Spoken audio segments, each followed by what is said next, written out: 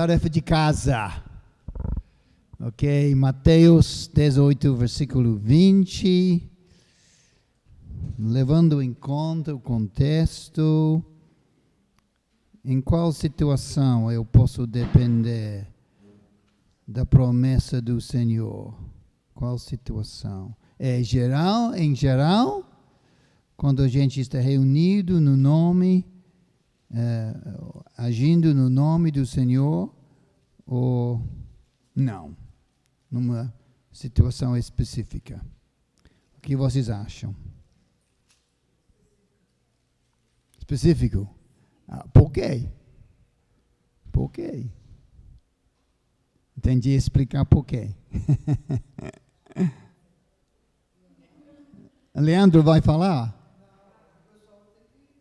André disse que ele gostaria muito de falar. Eu entendo isso de ontem. Ele...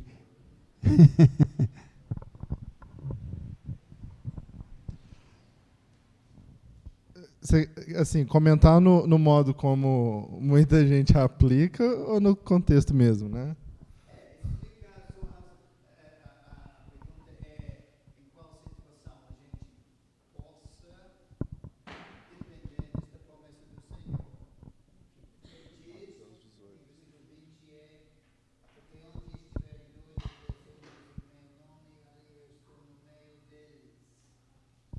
A gente entende pelo contexto, né? Pelo contexto, vai ver que estava falando até de um servo impiedoso, né? No contexto de disciplina,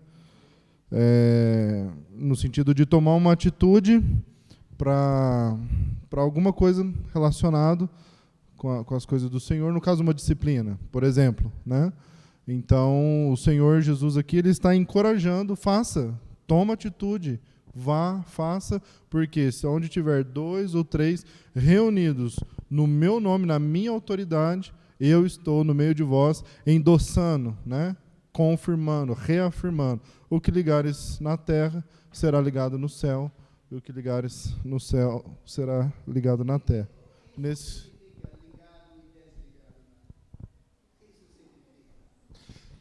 No meu entendimento, olhando para o contexto, onde as pessoas, servos de Deus, né? Eles concordaram naquela situação, então o céu concorda também, porque houve um entendimento, tomou-se uma decisão e é como que se Jesus assinasse embaixo, né?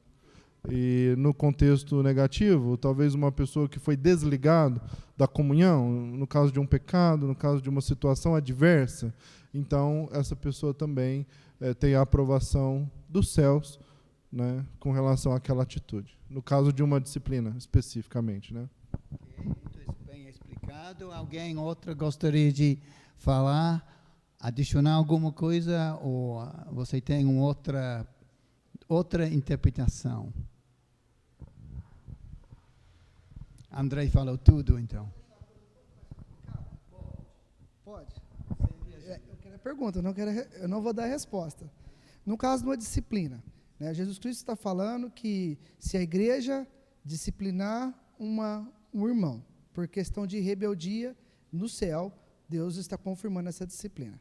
Porém, se o consentimento da igreja com respeito à disciplina foi errado, não foi embasado nos princípios que a palavra de Deus determina o que é disciplina, no céu também, mesmo assim, Jesus está confirmando?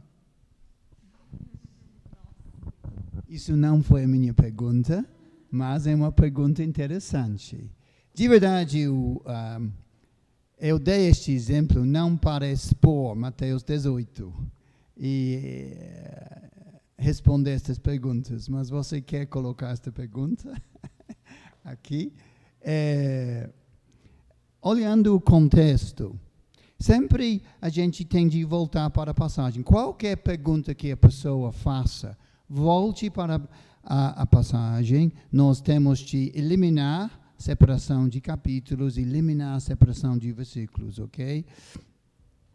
Então, olha o que está acontecendo aqui, que quando chega o ponto que tem de envolver a igreja, Então, se ele não ouvir os 2 ou 3, conta para a igreja.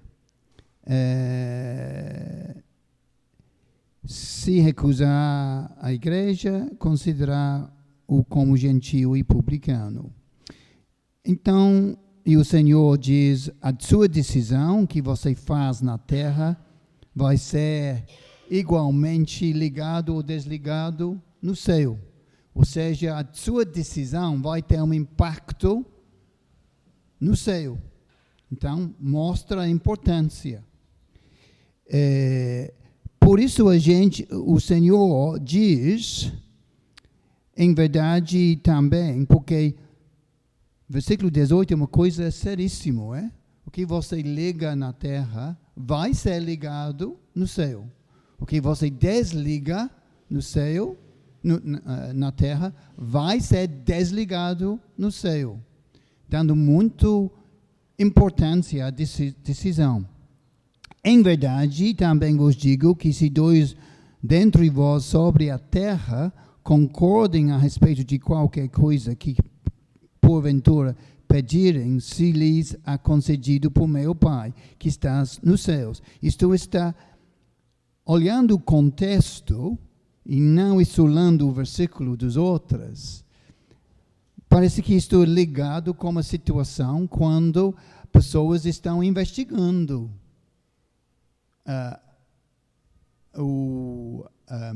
a situação de um irmão pecando contra outra. Já foi à igreja.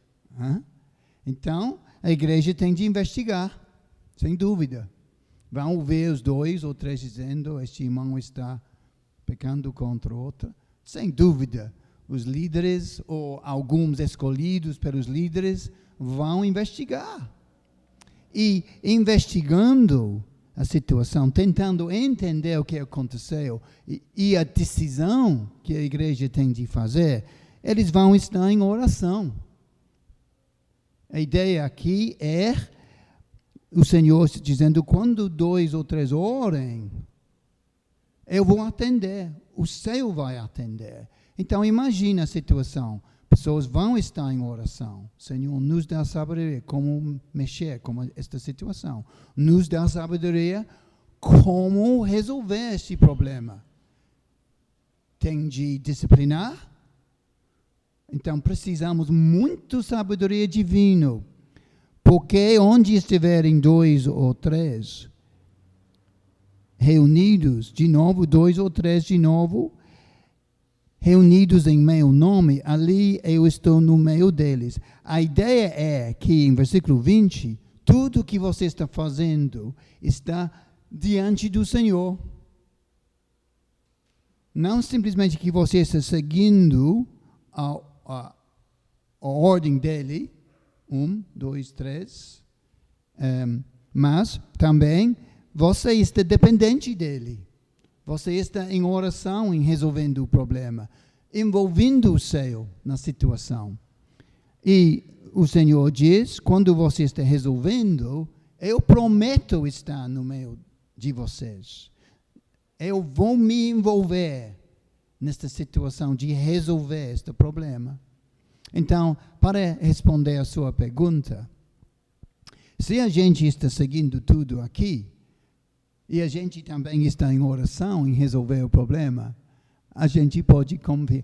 E o Senhor está envolvido também, como ele promete em versículo 20, chega à conclusão que a sua pergunta hipotética. A sua pergunta hipotética não vai acontecer. Sem dúvida, se a gente não está seguindo este ensino aqui, então a gente não pode depender do céu respondendo o que a gente faz na terra. Ok? Mas se está seguindo, a gente tem a garantia que o Senhor vai responder a oração e vai estar envolvido na decisão. A gente vê isso em 1 Coríntios 5. Um exemplo disso. Quando você está reunidos com meu espírito e com o espírito do Senhor Jesus. Hã? Exatamente Mateus 18. Ok. Então todos concordam que quando está chovendo, tem poucas pessoas na reunião e a gente precisa ser encorajado. Talvez isso não é a passagem para citar. Talvez a gente deve citar uma outra passagem. Talvez Apocalipse capítulo 1, o Senhor andando no meio das 7 candelabros, sinal que o Senhor está andando no meio das igrejas locais. Talvez seja melhor. Quando está chovendo, tem poucas pessoas na reunião de oração, a gente precisa de encorajamento. Oh, Senhor, obrigado, porque nós entendemos que o Senhor está andando entre as igrejas locais. Ok? Isso, o problema de citar isso em qualquer situação é a gente está isolando versículo 20 da passagem. Como se fosse um versículo, é uma verdade em si.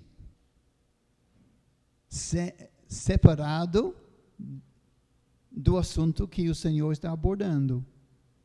Nós sabemos que isso não é a maneira de interpretar as Escrituras. Ok. Todo mundo concorda ou alguém quer comentar alguma coisa?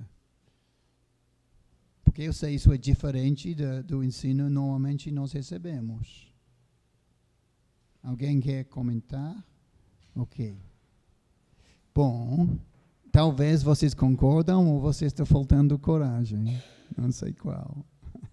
Ok, vamos para a nossa próxima oficina.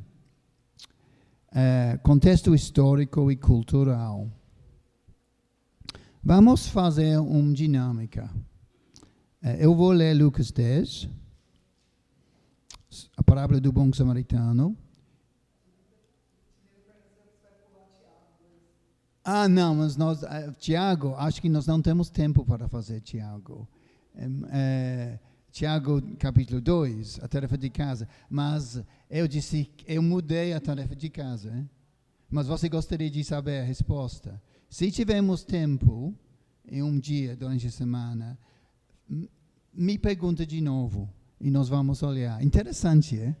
Muito interessante. Ok. Ok. Eu vou ler Lucas 10, versículo 30 e 37. A parábola do bom samaritano. Eu quero que vocês façam o seguinte. Baseado no seu conhecimento da parábola, porque todos conhecem bem. Se você gosta da personagem, quando eu começo a ler e chega uma personagem, você gosta, você tem de colocar o seu polegar para cima, ok? Se você não gosta da personagem, você colocar a sua polegar para baixo. Olha, tem algumas pessoas que gostam de ser inteligente e colocam assim. Não é permitido, não. Não é permitido. Se alguém faz isto, eu vou fazer perguntas deles durante a oficina. Ok? Bom, vamos lá. Lucas 10, versículo 30. Não. Lucas 10. Lucas 10. Estou na capítulo errada.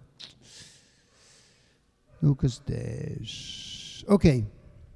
Certo homem descia de Jerusalém para Jericó e veio a cair em mãos de assaltantes. Não todos têm uma ideia. Eu estou com medo de vocês.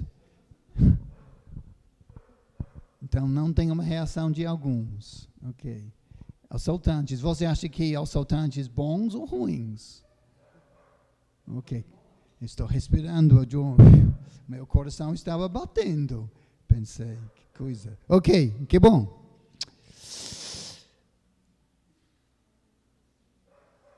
Depois de tudo, lhe roubaram e lhe causaram muitos ferimentos. Retiraram-se, deixando-o semi-morto. Então, eu concordo com a sua avaliação. Casualmente, descia um sacerdote. Ruim. Gosta, Gabriel? Gosta do sacerdote? Que coisa ruim. Alguém outro gosta do sacerdote? Depende. Ok, mas de acordo com o que vocês sabem do sacerdote aqui na história. Ok.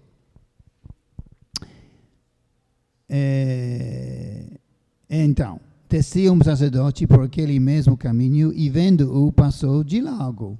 Semelhantemente, um levita, eu sei que Gabriel vai fazer, vai gostar. Ok.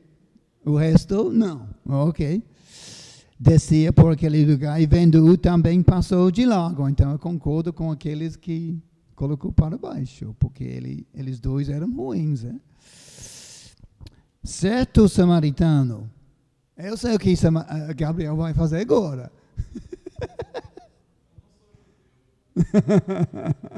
Gosta, o samaritano. Ok? Samaritano gostando? Ok. Que seguiu o seu caminho, passou-lhe perto e vendo-o, compadeceu-se dele. Chegando-se, pensou-lhe os ferimentos, aplicando-lhes óleo e vinho, e colocando-o sobre o seu próprio animal, levou-o para uma hospedaria e tratou dele. No dia seguinte, tirou 2 denários e os entregou ao hospedeiro. Bom, parece que ele fez o serviço, dizendo, cuida deste homem e se alguma coisa gastares a mais, eu te indenizarei quando voltar. Ok. Vamos voltar para este dinâmico em um momento.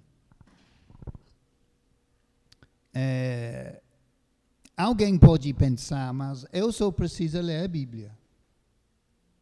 Eu não preciso entender as circunstâncias daquele povo naquela época, as circunstâncias do autor.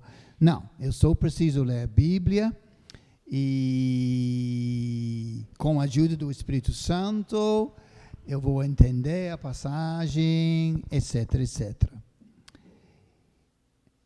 Sem dúvida, é essencial ler a Bíblia e não livros sobre a Bíblia. Verdade. E sem dúvida o Espírito Santo possa iluminar a mente da gente. Verdade. Mas temos de entender que a mensagem de cada livro da Biblioteca de Deus foi direcionado outras antes de nós. A carta à igreja de Gálatas foi direcionada às igrejas na região de Galácia. Temos de olhar, interpretar a carta às igrejas de Gálatas, olhando coisas por meio dos olhos deles. Porque, em primeiro lugar, a carta de Paulo a eles foi direcionada a eles, não direcionada a nós, em nossa situação. Naturalmente, nós aprendemos, porque a gente lê a carta e aprendemos os princípios das verdades que a gente encontra lá. Mas temos de entender que a mensagem, em primeiro lugar, não foi para nós. Voltando, então, para a parábola do bom samaritano. E Gabriel sabia exatamente o que eu estava fazendo. Ele me pegou. Ele me entendeu.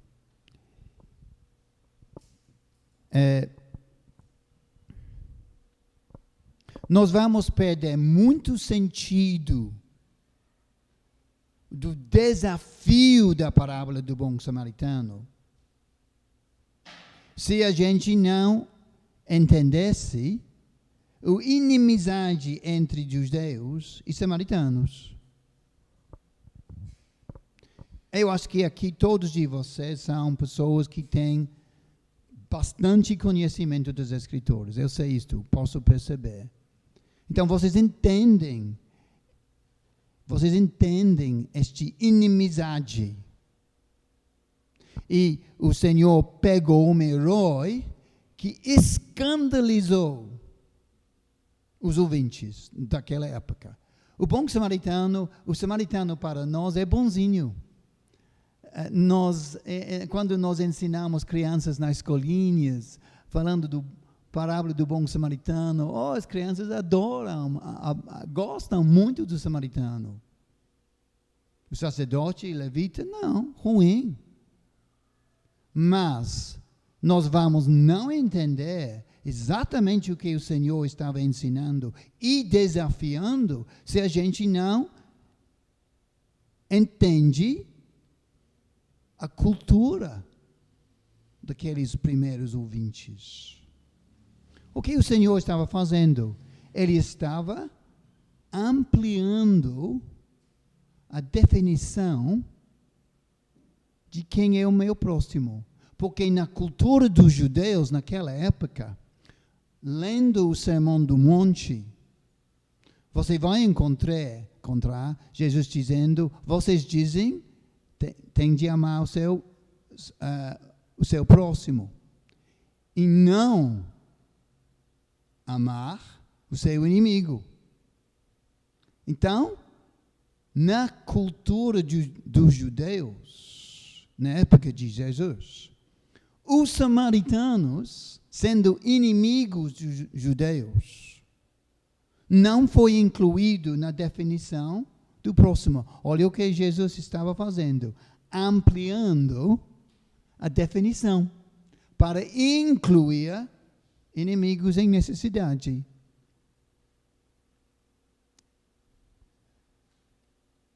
O Senhor estava desafiando todos os ouvintes.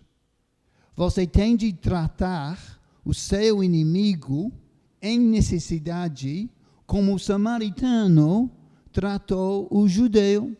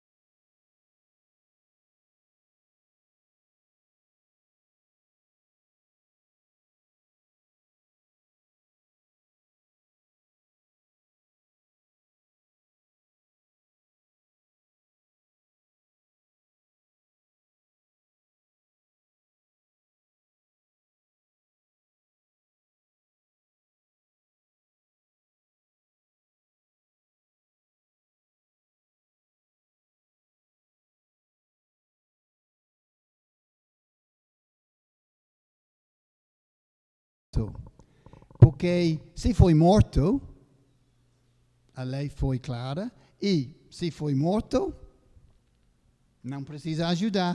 E outra coisa, a questão da religião, né? Está colocando a religião acima de ajudar o próximo. Ou seja, pela religiosidade, o serviço que ele tinha, o cargo, a responsabilidade, ele foi impedido de ajudar uma pessoa. Mesmo se ele mesmo se estivesse morto, ele ia ficar impuro até a tarde. E ele não ia prestar o serviço para a sociedade, para o próximo, para a família. A falta de amor, compaixão, e tudo, aí já envolve. E tem as alegorias também, né?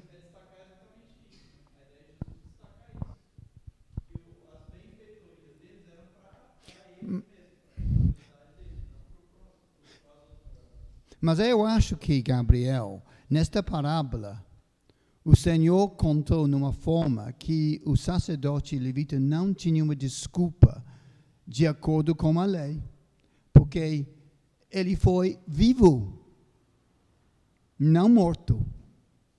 Então podia tocar.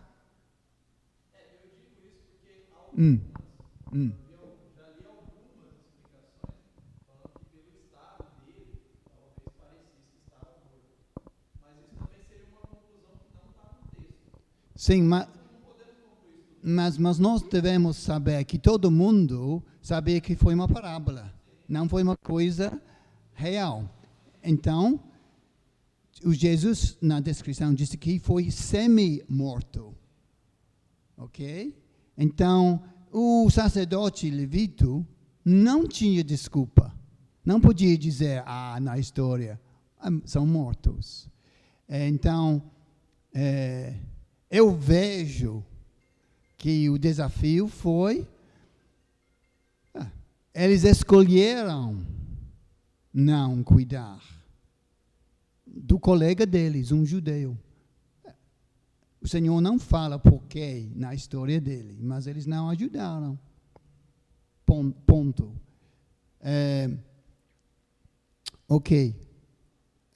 Mas obrigado pela observação, porque já ouvi disso também, já ouvi. Mas Só antes de partir para o João, ainda nessa parábola, é errado a gente alegorizar as figuras que estão aqui, porque eu mesmo já preguei o evangelho usando esse texto, apesar de não ser especificamente para pregar o evangelho, mas alegorizando e demais, né? Aplicando o sacerdote como sendo religião, aplicando os levitas como sendo boas obras, aplicando o bom samaritano como sendo o Senhor Jesus. O homem que descia de Jerusalém para Jericó, ele saiu da presença de Deus e foi para o mundo. Jerusalém simbolizando a presença de Deus, o Jericó, o mundo. E entende? Uma série de alegorias e aplicações, e muito alegórico. Eu já fiz isso várias vezes, pregando o evangelho, alegorizando até, assim, demais. Para toda palavra tem um sentido, tem um significado, né?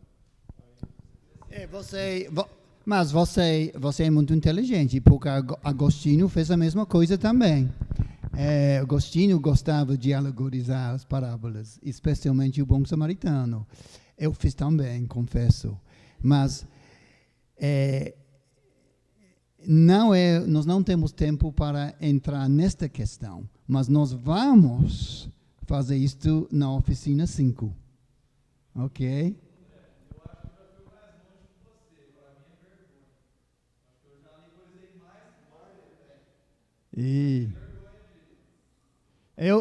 Mas eu alegorizei mais do que você.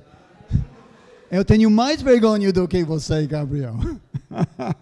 Não, é boa pergunta, mas vamos esperar até sábado, porque isso é a 5ª oficina, ok? Ok. João 13. Vocês sabem bem o que está acontecendo aqui. É tempo de Páscoa. O Senhor sabe que Ele vai para a cruz, ok? E Ele queria estar com os seus discípulos. E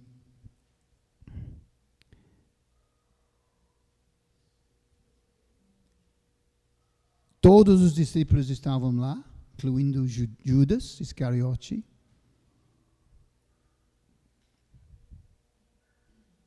O costume dos judeus foi para alguém se levantar e lavar os pés dos outros. Costume judaico, nós sabemos disso. Mas sabemos também, levando em conta o contexto histórico, que a gente não lê explicitamente aqui, no João 13, na mente dos judeus foi uma hierarquia social. E sempre foi a pessoa inferior no sentido de status social que lavava os pés dos outros. Ok? Numa família rica, foi um servo. Família pobre, crianças pequenas. As crianças foram amadas na cultura judaica, mas eles não tinham status social. A ideia de um rabi lavando os pés dos seus discípulos foi totalmente contracultural, totalmente. Mesmo os rabis mais humildes, tem alguns nomes de rabis muito humildes, nunca pensaria em lavar os pés dos seus discípulos, porque isso foi para a hierarquia social. Ninguém se levantou. Por que ninguém se levantou? Porque ninguém queria admitir que ele era inferior aos outros. Jesus se levantou. Por isso a gente vê a reação forte de Pedro. O Senhor nunca vai lavar os meus pés. De jeito nenhum. Pedro estava escandalizado que o seu rabi se levantou para lavar os seus pés. E o Senhor aqui estava fazendo uma coisa totalmente contracultural. O que o Senhor estava fazendo? Estava ensinando, levando em conta este contexto histórico, entendendo a cultura e a ideia de hierarquia na sociedade judaica.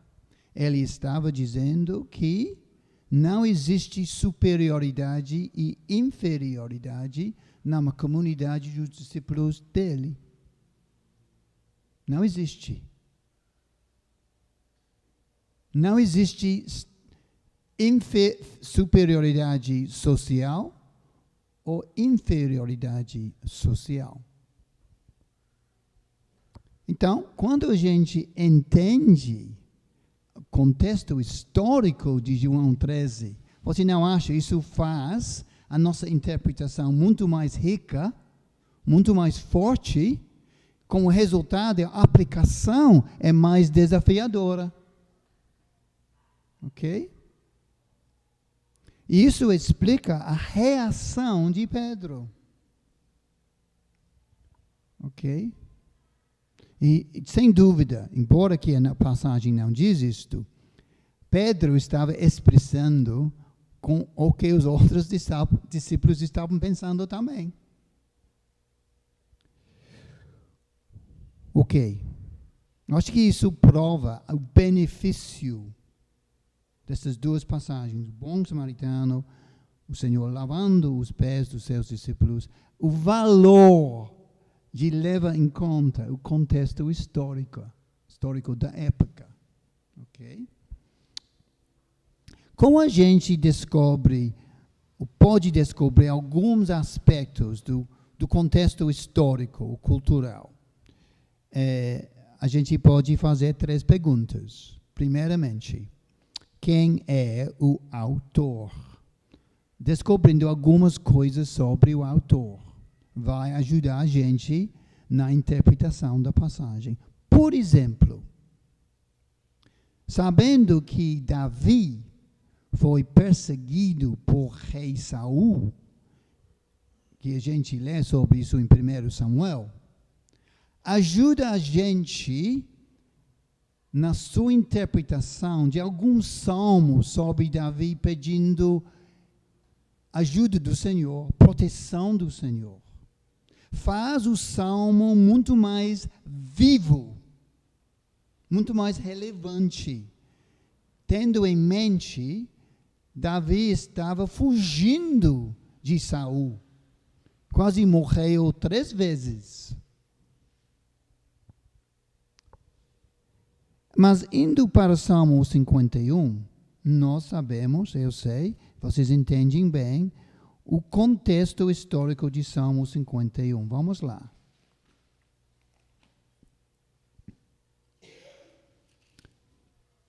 na sua Bíblia vai dar o contexto de Salmo 51, quando Davi cometeu adultério com Batseba. O fato que as nossas Bíblias incluem este contexto indica para nós o contexto histórico é importante. A própria Bíblia indica isto, ok? Porque antes de Salmo 51 nós temos Salmo 91 é baseado em este pecado de Davi. Sabendo isso, faz a leitura de Salmo 51 muito mais rico.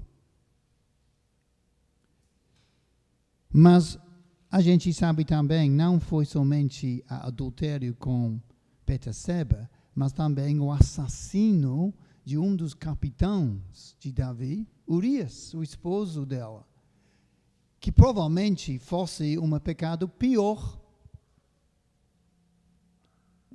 Nós não temos este contexto, mas lendo os livros históricos, a gente pega este contexto também. Agora, a minha pergunta a vocês, levando em conta o contexto histórico cultural dos judeus, versículo 7 diz, purifica-me com hisopo. Por que Davi disse isto? Hisopo. Porque ele diz, purifica-me com hisopo.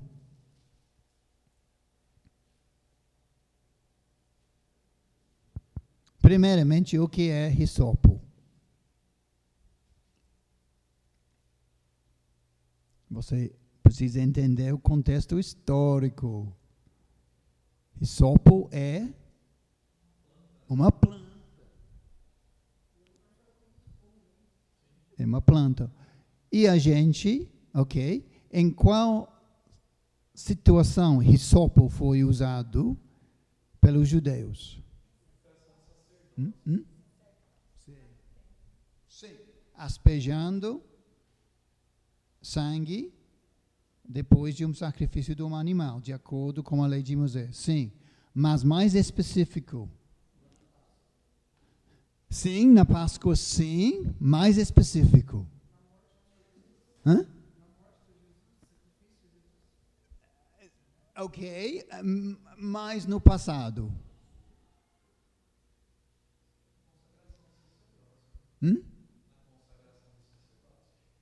Ok, mas não lembro, olha o que Davi diz, purifica-me com hisopo.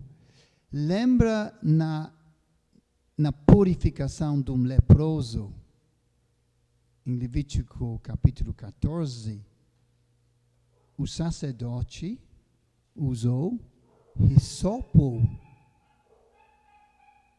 ok, para aspergir o sangue. Olha o que Davi está dizendo. Ele está admitindo que ele merecia ser separado da comunidade de Israel e separado da adoração de Deus. Horizontal e vertical. Ele era um tipo de leproso. Porque purifica-me como um leproso foi purificado com hisopo. Quando a gente, então, leva em conta o contexto histórico, agora, versículo 7, faz sentido. E, de novo, enriquece o nosso entendimento que estava na mente de Davi quando ele escreveu este salmo, ok? Então, a nossa pergunta é quem é o autor? Vamos para Oséias. Ele profetizava sobre a infidelidade de Israel em Oséias, capítulo 4. E alguém pode ler versículos 12 e 13 de Oséias.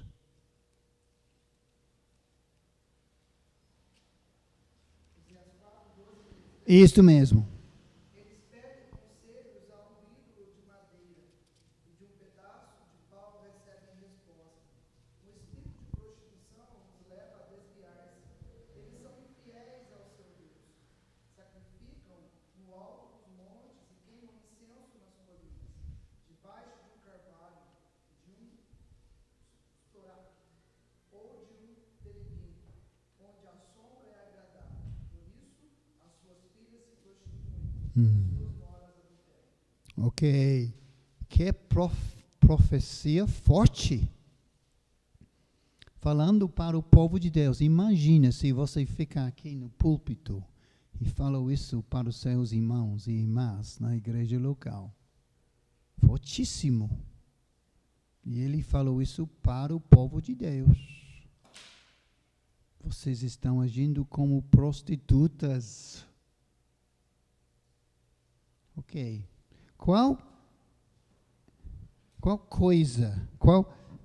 O que nós aprendemos sobre Oséias em capítulos 1 e depois capítulo 3 de Oséias?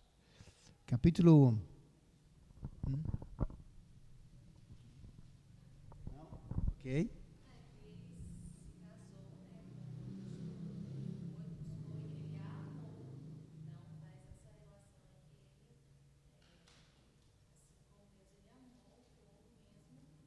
Sim, sim. Deus chamou Oséias para casar com uma mulher adúltera, prostituta. Imagina. Imagina isto. Mas pior ainda, capítulo 3.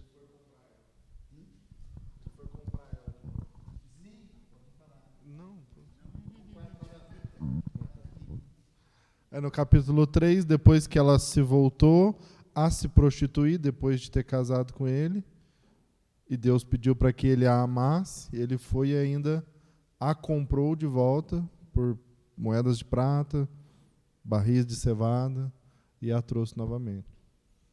Acho que o foco aqui é o sentimento de Deus pelo pecado, né? Oséias teria condições de sentir o que o coração de Deus estava sentindo com relação ao pecado de Israel, né?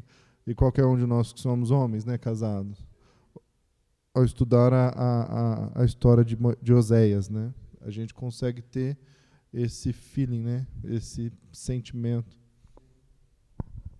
Que coisa! Oséias tinha de ir lá, pagar o preço para ela, como se fosse ela uma prostituta, traz ela de novo para casa e ama ela como esposa dele. Eu não posso imaginar Deus pedindo a alguém fazer isto. Mas como André disse muito bem, isso qualificou Oséias para falar com muita emoção sobre a prostituição de Israel, porque ele sentiu exatamente o que Deus estava sentindo. A gente pode imaginar, a Bíblia não diz isto, mas eu posso imaginar Oséias profetizando sobre a prostituição de Israel com lágrimas, pensando na situação dele. Tudo que ele falou, ele sentiu na pele. Uma lição para nós. Alguém que sobe o púlpito deve sentir o que ele está pregando. A não ser que vai ter ensinos e pregações muito seca. Posso dizer isto? Seca. Porque não tem nenhuma coisa real sobre a explicação. A pessoa não está sentindo o que eles estão falando. Então, entendendo estes detalhes sobre Oséias, faz a nossa leitura do livro inteiro muito mais rico, sabendo esta parte da história de Oséias. E quando a gente for para capítulo acho que 11? Sim, 11. Provavelmente um dos capítulos mais tocantes da Bíblia inteira. Deus falando ele vai julgar, mas não ele vai julgar. Como eu posso julgar você, Israel? Todo o meu coração está enternecido dentro de mim. Oséias provavelmente o único profeta que podia profetizar aquela mensagem em capítulo 11. Ele sentiu no pele dele tudo o que ele falou. Então, entendendo quem é o autor, a situação individual dele, particular dele, ajuda a gente na interpretação. Ok. Segunda pergunta. Que tipo de relacionamento o autor tinha com os seus leitores e ouvintes? A minha pergunta é, por que Jonas ficou tão triste em Jonas capítulo 4, versículo 1 a 3, quando o povo de Nínive arrependeu? Ok. Vamos ler isto, primeiramente. E Jonas, sempre difícil achar Jonas, Eu acho difícil. Jonas, capítulo 4, versículo 1 a 3. Alguém pode ler? Para dar o contexto, vocês sabem bem. Jonas foi chamado por Deus para ir a Nínive. Nínive foi a capital do Império de Assíria. Provavelmente, de acordo com os historiadores, tinha uma população de 100 mil inhabitantes. Enorme naquela época. Uma população como um tipo de São Paulo. Uma das mega cidades do mundo. Então, Nínive foi uma das mega cidades do mundo naquela época. E nós sabemos que Jonas não queria ir lá. Pregou, 40 dias, Nínive vai ser destruído. O povo arrependeu. Arrependeu no sentido, eles deram crédito que o Deus de Jonas teria poder para fazer isto. Ok? Então eles arrependem, incluindo o rei de Assíria. Ok? Que alegria! Imagina se um dos irmãos aqui pregasse aqui em Franca e 100 mil pessoas de uma vez se arrependeu. Imagina se Emmanuel pregou e todas, foi um revivamento em Franca. Seja, amém, queremos um revivamento aqui em Franca. Emmanuel pregou. Espero que isso é uma profecia, Emmanuel. Gostaria de que é. E você pregou e muitas pessoas arrependendo. Muitos. Você ficaria triste. Oposto. Claro. E todo mundo agora chamaria Emmanuel. Por favor, Emmanuel, venha ao Rio. Por favor, venha a São Paulo. Por favor, Belo Horizonte. Nós queremos que o que você pregou lá, prega aqui. Queremos os mesmos resultados. Olha a atitude de Jonas. Capítulo 4, versículo 1. Alguém pode ler, versículo 1 a 3.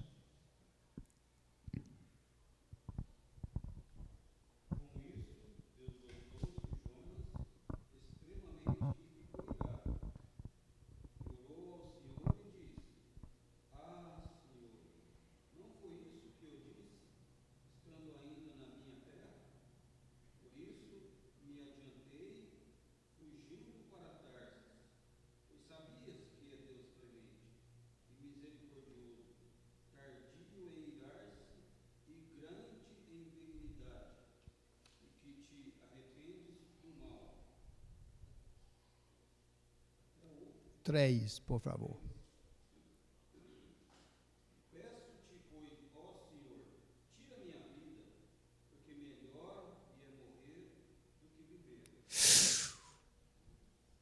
Versículo 3 é muito forte, é? Jonas, 100.000 pessoas não vai ser julgado por causa da sua mensagem. E você está irado com Deus. Você quer morrer do que viver. Por quê? Por quê? Qual é o contexto histórico? Qual foi o relacionamento entre Jonas e os assirianos? Sim? Sim? O assírio lutou muito contra o povo de Israel, levou eles cativos, oprimiu o povo, né? E Jonas sentia isso na pele, né? Como que Deus agora vai simplesmente perdoar meu inimigo? O que eu quero de Deus é vingança. O que eu quero de Deus é juízo sobre esse povo. Eu quero que o povo pague pelo que eles fizeram o meu povo sofrer. Né? É isso que está na mente de Jonas. Exatamente. Nesta época, a Síria estava ampliando seu império. Mas eu me lembro visitando o Museu Britânico em Londres, um dos maiores e mais importantes museus no mundo. Eu queria ir lá, a parte do museu, falando do Império de Assíria. Eu e minha esposa foi lá. Foi um historiador lá dando uma palestra sobre o Império de Assíria, na época da Bíblia, época de Jonas. E ele disse o seguinte: provavelmente o povo de Assíria foi o mais brutal povo que já existia na terra. Quando eles invadiram um território, eles não somente torturaram pessoas, mas a forma de tortura foi o pior que você imaginar. E eles fizeram isto com bebês, com crianças, com mulheres grávidas, numa forma tão brutal, tão barbárica, que não dá para descrever o que eles fizeram. Ok? Jonas sabia tudo disso. Embora que eles não tinham invadido Israel nesta época, eles estavam ameaçando aquela região, não somente de Israel, mas os outros países em volta.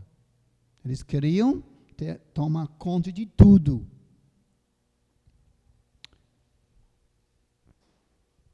Se coloca na posição de Jonas agora. Jonas tinha de voltar para casa. Ok? De Nínive. Jonas, o que aconteceu lá? Os marinheiros sabiam que nós sabemos, eles sabiam a missão dele. Ele falou. Voltando para Israel, Jonas podia voltar? Não. Jonas não podia voltar para Israel. Imagina a revolta de todo mundo. Imagina uma comparação. Um judeu pregando o evangelho a Hitler. Hitler se convertendo e tendo muita alegria de salvação. A vida dele mudou, tudo boa na vida de Hitler. Aquele judeu podia voltar para Israel? Depois de 6 milhões de judeus foram enterrados? De jeito nenhum. Agora, nós tratamos este livro como uma historinha para crianças. Uma lição muitíssimo forte para adultos. Jonas preferia morrer do que viver, porque ele não podia voltar para casa mais. O que ele fez foi um escândalo. Entendendo o contexto histórico, faz estas coisas muito mais fácil de entender e faz a aplicação da mensagem de Jonas muito mais forte. Ok? Terceira pergunta. Quais outras informações históricas e geográficas são relevantes? A gente pode olhar a situação política, econômica, militar, social, religiosa, geográfica da época em que o autor escreveu. E eu vou dizer uma coisa, eu sou profeta. Eu estou lendo as suas mentes. E vocês estão pensando, ok, Simon, mas de onde a gente pega essas informações? Vocês estão pensando nisto? Eu vou responder, ok?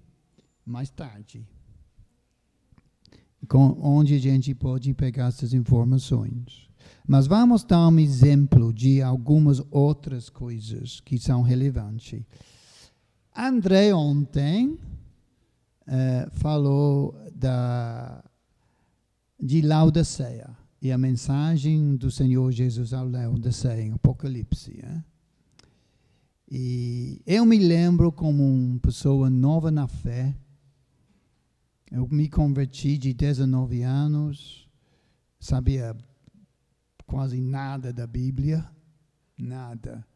Eu me lembro lendo, tentando ler, tentando entender a carta ao Laodiceia em Apocalipse. E a gente lendo isto, o Senhor diz, olha, vamos lá.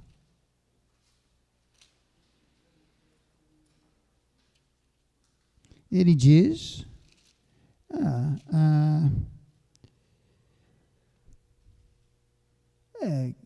conheço as tuas obras, que nem está frio nem quente. Quem dirá fosses frio ou quente? Assim, porque és morno e nem és quente nem frio, estou a ponto de vomitar-te da minha boca. Parece que o Senhor está dizendo, quem dirá fosses frio ou quente? Parece que o Senhor, eu pensei, parece que o Senhor está dizendo, porque o quente deve representar um cristão comprometido com Cristo, e o frio deve representar, estava pensando na minha mente, um tipo de ateu. Não esquece, eu não tinha muito conhecimento das Escrituras, nem sabia como interpretar. Eu fiquei confuso, porque parece que o Senhor Jesus está dizendo que é melhor ser um ateu do que alguém meio boca. E eu fiquei confuso. E por 2, 3 anos fiquei confuso quando eu li esta passagem. Melhor ser um ateu, tipo de ateu frio, do que ser uma pessoa, ok, reconhecendo algumas verdades do Evangelho, mas não comprometido com Cristo, com a igreja em Laodiceia.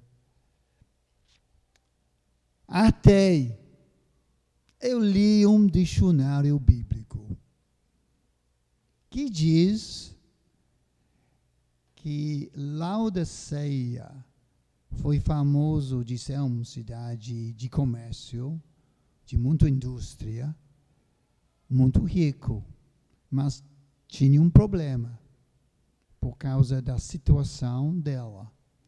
Às vezes, o rio ficou seco.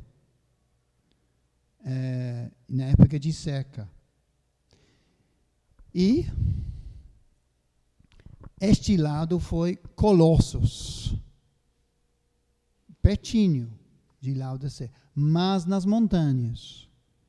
E eles trouxeram água fria de Colossos, bem fria, na época de calor.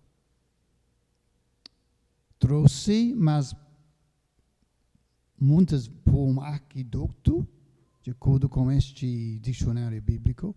Quando chegou muitas vezes morna, se fosse muito quente. Também, em Heliópolis foi famoso para suas termas, água quente. E sendo pessoas ricas em Laodicea, eles gostaram de tomar um banho em água quente. Também para sua saúde. Ok?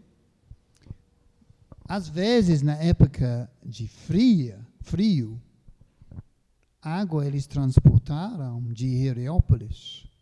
Chegou morna. Então eu descobri, por causa de não entender a geografia de Laodicea, e o que eles fizeram na época, quando eles precisavam água fria, água quente. O Senhor não estava dizendo quente representar um cristão comprometido e frio alguém que é um tipo de ateu. Não, ele está falando duas coisas são boas. Frio e quente. Água boa. Tinha nada a ver com a condição de cristão comprometido ou ateu. Mas você é morna. O que você faz com água morna? Você vomita. Você não quer água morna. Ok? Então Jesus está dizendo, esta água que chega morna, se é de Colossos, se é de Heliópolis, você joga fora. Não tem utilidade. Na mesma forma, você não tem utilidade para mim. Ok? Entendendo o contexto histórico, faz a nossa interpretação muito mais confiável e nossa aplicação melhor. Rapidinho, um exercício. Gênesis 15, versículo 1 a 20. Trabalhando em duplas, por que o Senhor Deus pediu a Abraão para matar alguns animais, cortou no meio, criar um corredor de animais sacrificados e à noite o Senhor passou pelo corredor à noite. Ok? Diz isso no fim de Gênesis 15, versículo 1 a 20. Você tem 5 minutos para discutir entre vocês por que o Senhor fez isto. Eu sei, não sabemos, porque ele estava fazendo uma aliança com Abraão. Sim, eu sei isto, é claro, é explícito na passagem. Aliança que os seus descendentes ocuparia esta terra. Mas por que ele usou este meio de fazer esta aliança? É a minha pergunta. Por quê? 5 minutos.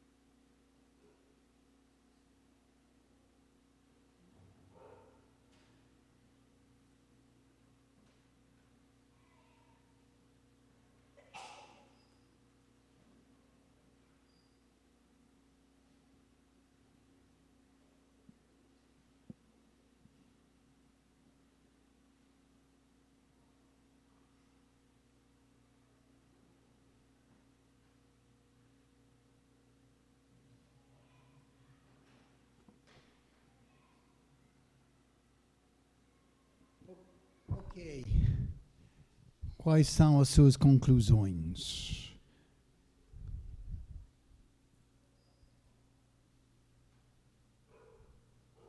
Gabriel.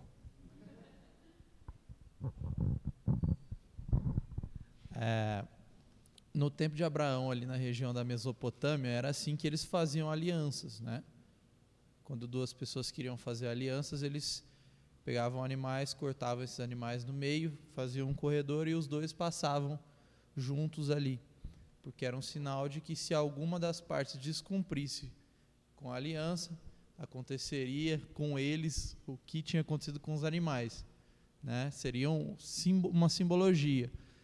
Deus quis garantir para Abraão nos termos, usando a cultura de Abraão e as coisas que Abraão conhecia, Deus quis garantir que estava fazendo uma aliança com ele. E somente Deus passou, né, para mostrar que dependia só dele, não dependia de Abraão, né? Deus estava garantindo, de acordo com o seu próprio caráter, que ele não desfaria aquela aliança de forma alguma, não dependia de Abraão, dependeria só do Senhor. Então, esse é o significado. Muito bem explicado. Alguém gostaria de adicionar alguma coisa? Não? Os outros pensaram a mesma coisa? Igualzinho. Hã? Ok. Bem explicado. Não tem nada... Hã? Eu não vivi na Mesopotâmia. Ele viveu, então ele sabe das coisas. Ok. Isso mesmo. Exatamente isto que Gabriel disse. Às vezes a gente lê uma passagem assim e a gente tenta achar uma coisa mística sobre por que tudo isso aconteceu. Mas de verdade, como Gabriel disse, Deus estava usando a linguagem que Abraão entendeu daquela época. Porque naquela época, se alguém, qualquer pessoa, queria entrar num contrato ou promessa, eles fizeram em público. E eles trouxeram animais, mataram os animais, criou um corredor, e se foi um contrato mesmo, as duas pessoas entraram por meio, passando, como um tipo de quando vocês querem autenticar uma coisa legal, você vai ao cartório, né? De acordo com a lei brasileira. De acordo com a lei do povo daquela época, com quem Abraão conviveu, isso foi a maneira de legalizar um contrato, uma aliança, uma promessa. Ok? Deus simplesmente usou a coisa que Abraão entendeu daquela época para dizer uma coisa que Abraão entenderia, que Deus cumpriria o que ele prometeu. E como Gabriel disse, Abraão não passou, porque foi uma aliança baseada somente na promessa de Deus. Só Deus passou por meio do corredor. Ok? Então, não tem nada misterioso, não precisamos espiritualizar a passagem, entendendo o contexto histórico. A gente, para mim isso é maravilhoso, que Deus usa coisas do nosso dia a dia para falar com o seu povo. Deus é tão misericordioso, Ele usa a nossa linguagem para falar conosco. Isso é o que a gente aprende desta passagem. Então, para terminar, muito bom conhecer essas coisas, mas como a gente pode pegar essas informações? Eu já, na apostila, dei 4 coisas. Muitas vezes, O autor providencia as informações. Eu dei o exemplo de João 4:9, a mulher samaritana. O João, comentando, falou que os judeus e samaritanos não têm inimizade. Okay? Segundo ponto, os livros históricos, como especialmente 1º e 2º Reis, 1º e 2º Crônicas, são muito úteis quando a gente está lendo os livros proféticos. Porque a gente achar qual época, especialmente se o rei está mencionado no livro profético, vai para 1º e 2º Reis, 1º e 2º Crônicas, ler sobre aquela época. Isso vai ajudar a entender, em parte, porque o profeta profetizava com a mensagem que ele tinha. Terceira, leia a introdução dos comentários modernos. Sublinhando moderno. Muitas vezes, estes comentários têm muitas informações sobre o contexto histórico do livro. E eles têm acesso, estes teólogos. Muitos teólogos são historiadores também. Então, eles têm acesso a estas informações. Então, vamos beneficiar das pesquisas deles. Então, vamos ler. Quando você começa a ler em casa um livro, pega um comentário moderno. Tem alguns no internet que você pode usar. Não precisa comprar.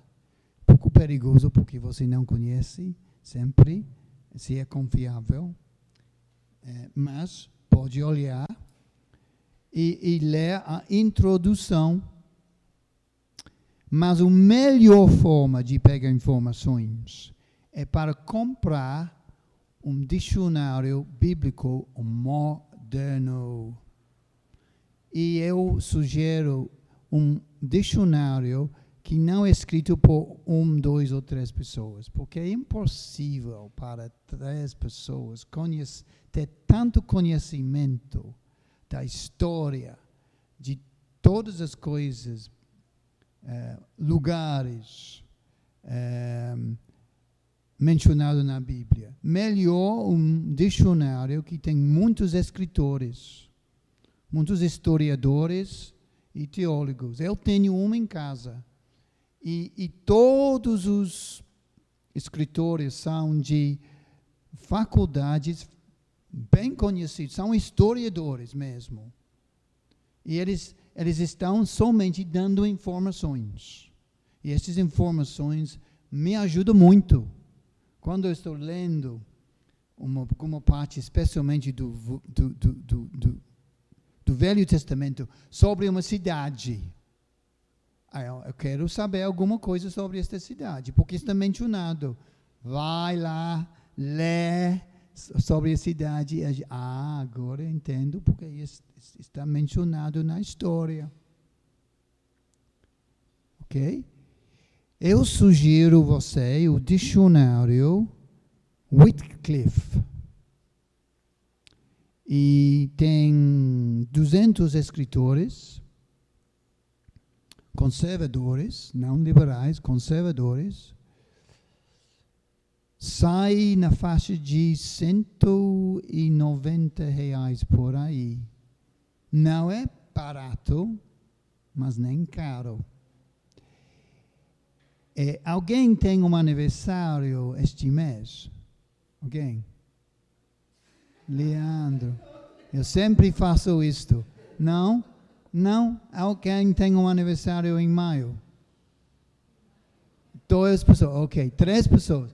O restante de vocês tem de fazer uma coleção e comprar um dicionário Wycliffe para esses 3 irmãos, ok? Boa ideia? Boa ideia? O que você acha, Emmanuel? Hã?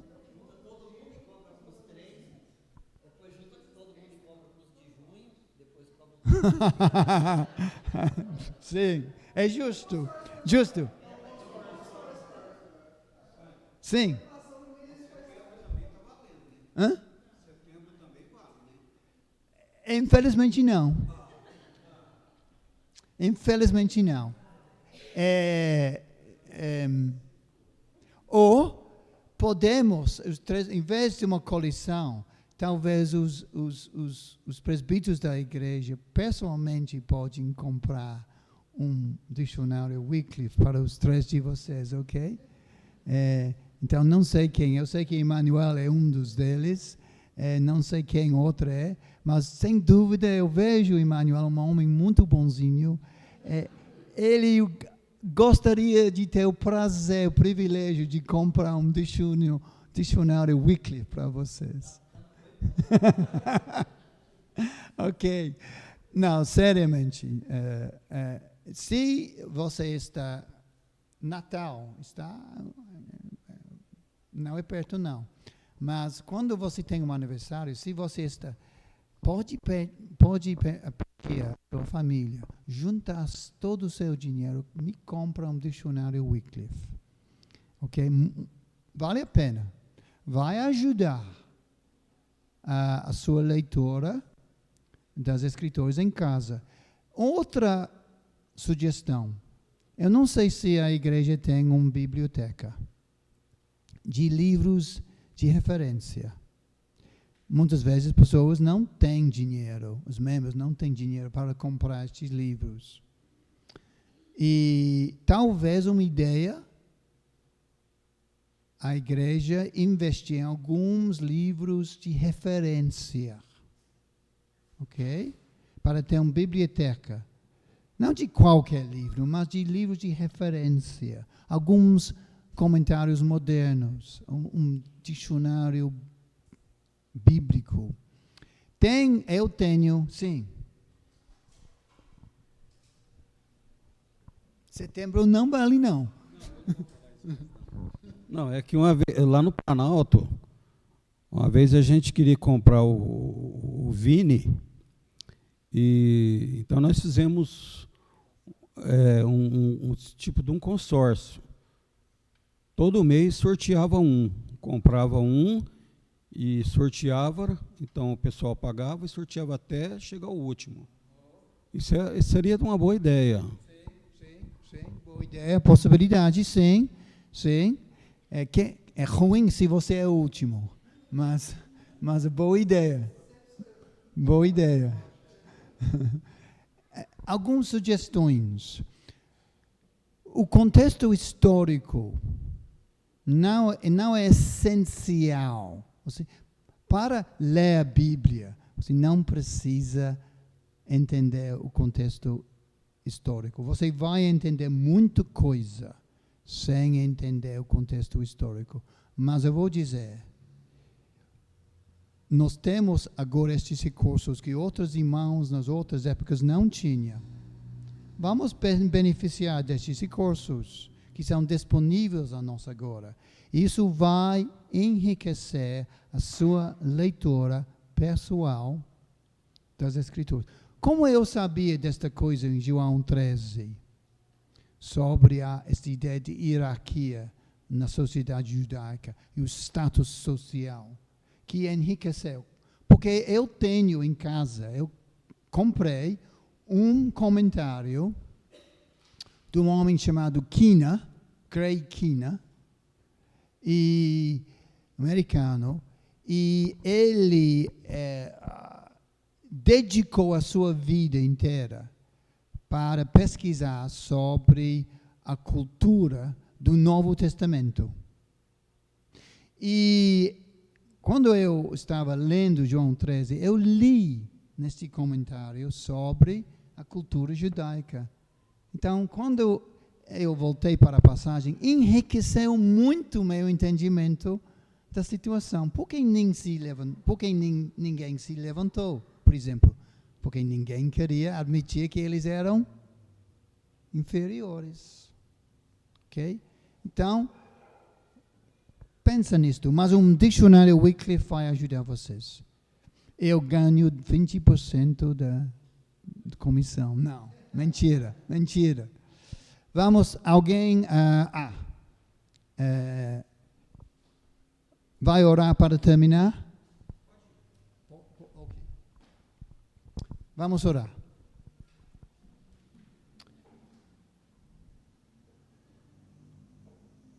Nosso Senhor, nós te agradecemos pelos recursos que estão disponíveis agora para nós, para melhorar nosso entendimento da Tua Palavra. E nós queremos investir em entender a Tua Palavra melhor. Queremos ter uma leitura, um entendimento pessoal melhor em casa. E eu oro que Tu esteja tocando os corações dos irmãos aqui sobre este assunto. Nós queremos manejar corretamente a palavra da verdade. Pai, é a Tua verdade. E nós queremos manejar corretamente esta verdade num mundo de falsidade.